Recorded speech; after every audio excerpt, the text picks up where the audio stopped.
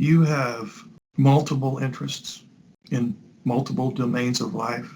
Well, all of you will have some interests that would fall into the following categories: spiritually, physically, mentally, emotionally, socially, financially, vocationally, and the list would probably go on and on. You have a wide range of interests, a wide range of passions, eggs in multiple baskets. Who's the opposite of that? It only has one special interest in one domain of life, which is probably occupational. Spiritually, physically, mentally, emotionally, socially, financially, vocationally, occupationally, bunch of categories there, right? He has one special interest, and you would know which category that falls into. I just picked the one that seems to occur most often, and that's his job. You have 5 primary motivations. Or we could say, instead of primary motivations, we could say primary needs. That would be another term that would fit too. You have a survival need, which is a safety need. You're very concerned about feeling safe. I want to make sure the bills are paid. I want to make sure the kids are taken care of. I want to make sure we have gas in the car, etc. And you concern yourself with a lot of those primary basic needs because you're a caretaker by nature. Another one of your primary needs is love, belonging, connection, whatever we want to call it. That's an intimacy need. Another need that you have is one for power, significance, competence, whatever we want to call that. That's an esteem need. You have the need for freedom and autonomy, which is a self-reliance need. You want to have the freedom to do what you want and to have free choice. And you also have a need to play and have fun and to enjoy the little things in life, Just chit-chat with the neighbor. You find great joy in the little pleasures of life.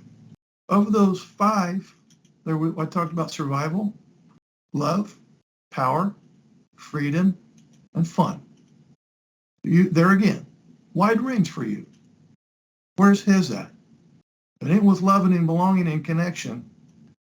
It's with freedom and autonomy. He's stuck in that one spot. In other words, he is very independent. He is very much a solo player who just happens to be married. Where am I going with this? Where I'm going with this is giving his lopsidedness that is entrenched. It's baked in the cake, unchangeable. You will do yourself, the biggest favor you can do you is stop trying to change him. That's the biggest thing that you can do to help you. And so when you try to get him to be, I don't know what the antonym of lopsided would be, have a wider range of interests, have a wider range of needs. He doesn't have a whole lot of social and emotional needs. He could go all year and not talk about feelings. He could go all year and not hear about your feelings and not even know any information was missing. He's not going to have this broad approach to various things in life like you do. It's going to be very limited, one-tracked. You've tried to change it. God bless you. I know your heart was in the right spot. Guess what happens when you've tried to change it? Further entrenchment. More insisting on being a solo player, just happens to be married. More engagement in his one special interest.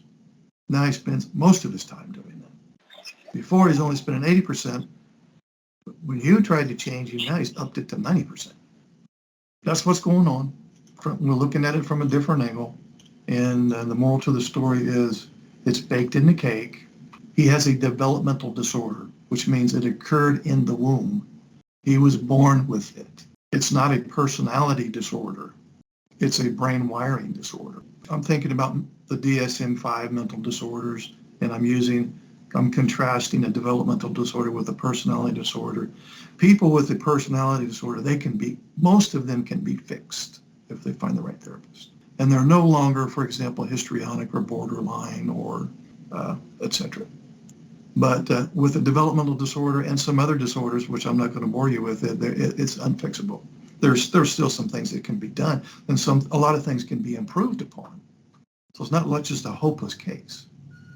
There's a huge difference between somebody with ASD that has narcissistic personality traits versus someone with narcissistic personality disorder. Because the person with NPD, their behavior has a completely different set of motivations behind it compared to the ASD guy who exhibits some of those traits. The motivation, the desired outcome with exhibiting these behaviors is completely different. For example, I'm just going to come up with one. Maybe he has to always prove that he's right and his opinion is the only correct one, and you're stupid. Your opinion is always wrong. You might, well, it's so narcissistic. No, what we're talking about there is not a narcissistic trait. We're talking about mind blindness. So some of these narcissistic traits that he has nothing to do with narcissism. I will go on record as saying most of the traits that you would point your finger to that seem narcissistic, it's not narcissism at all. It's either mind blindness, the emotions blindness, a dysfunctional anxiety reduction attempt, weak central coherence, problem with prediction. It would be those things, not technically a narcissistic personality thing. But her download is, he's selfish, insensitive, uncaring, narcissistic. That's her download. And I'm not faulting her because it looks like the same damn thing. It looks like the same damn thing. And so you want to label it. Now, what's underneath? What's behind the curtain?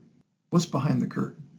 Because when you open up that curtain, you realize, this isn't at all what I was labeling it. I guess I would say, sometimes the question comes up, okay, well, if you could just give one piece of advice, what would it be? Well, if I could only give one piece, it would be most of these traits that you are downloading as a personal affront that has unfortunately damaged your self-esteem and in some cases your health were his way of trying to dodge paintballs all day. Some of these traits that are still hurtful to you, they were dysfunctional methods that he used to cope with life and cope with mind blindness, emotions blindness, and the other 12 things that I discussed. It's purely a survival mechanism for him. And he can't see that he's going around and stepping on your heart as an unfortunate byproduct of that. They do grow up in almost all cases feeling defective and flawed. There's something wrong with me. There's something bad about me. And then, well, how can that be, Mark, with these narcissistic traits? The narcissist is full of shame and feeling defective and flawed. That's why they're that way, because they're hiding the fact that they know that they're a piece of shit inside, which is a thinking error. They're not a piece of shit inside, but they think they are. That's why they behave narcissistically. That's all a pretend job. It's all a pretend job. He's very much not very confident.